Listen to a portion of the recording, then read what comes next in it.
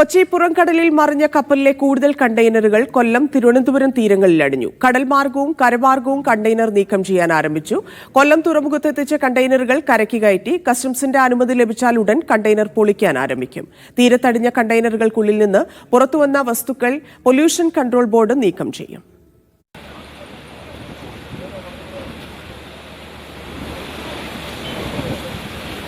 കൊല്ലം, Thiruvananthapuram, Alappuzha തീരങ്ങളിലായി MSC Elsa 3 കപ്പലിൽ നിന്നും കടലിൽ വീണ 50-ലധികം കണ്ടെയ്നറുകളാണ് കരയ്ക്കടിഞ്ഞത്.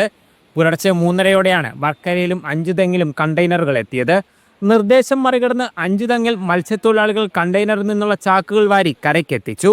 തുടർച്ചയായിട്ട് വീണ്ടും വന്നുകൊണ്ടിരിക്കുന്നു. അപ്പോൾ അവിടെ ഒരു വിന്യായം ഒരു പൊക്കം കാണുന്നു.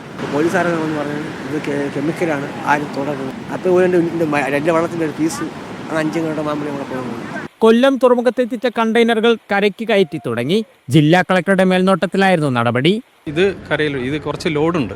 അപ്പോൾ ആ സാധനം എടുത്തിട്ട് ഈ കരയിലോട്ട് വാർഫിലോട്ട് വെച്ചിട്ട് അടുത്തത് ഇവിടെ കൊണ്ടുവന്നിട്ട് അതും കൂടി ലിഫ്റ്റ് ചെയ്യാൻ അതാണ് ചെയ്യുന്നത്. കൊല്ലത്ത് താണി, വെടിക്കുന്ന്, കാക്കത്തോപ്പ് എന്നീ തീരങ്ങളിലും കണ്ടെയ്നറുകൾ അടിഞ്ഞു.